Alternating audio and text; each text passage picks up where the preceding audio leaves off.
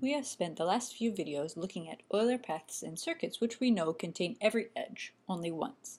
So now we're going to look at paths and circuits that contain every vertex exactly once. William, Rowan Hamilton defined Hamilton paths and Hamilton circuits satisfying this exact property.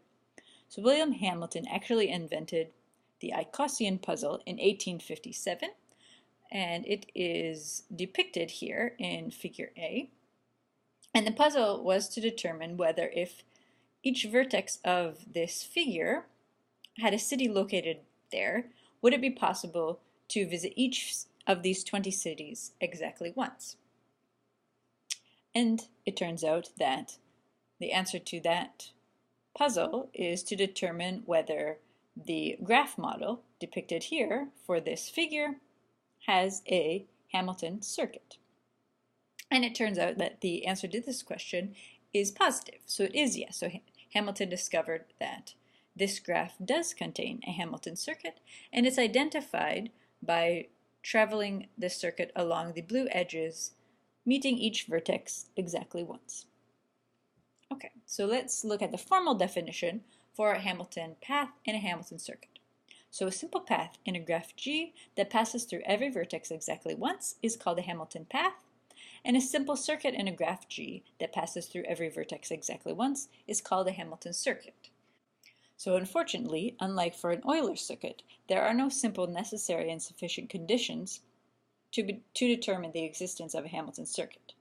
However, there are some useful necessary conditions that we can describe below. So Dirac's theorem says that if G is a simple graph with at least 3 vertices, and so that the degree of every vertex is at least as big as n, so the total number of vertices in the graph divided by 2, then G has a Hamilton circuit. And Orr's theorem says that if G is a simple graph with at least 3 vertices, so that the sum of the degrees of every 2 pair of non-adjacent vertices is at least as big as the total number of vertices within the graph itself, then G has a Hamilton circuit. There are a variety of different applications of Hamilton paths and circuits. If we're looking to determine whether we can visit each city each time, determine if there's places where pipelines intersect in a utility grid exactly one place, or determine nodes in a communication network that occur exactly once, then all of those problems result in finding a Hamilton path in the appropriate graph.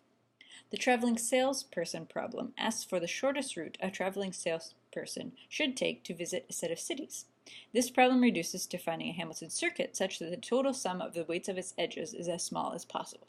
So we're going to look at these kinds of efficient Hamilton circuits in the next chapter. And similarly, a family of binary codes known as gray codes, which minimize the effect of transmission errors, correspond to Hamilton circuits in the n cube q sub n. So there are more details in the textbook and other examples as well.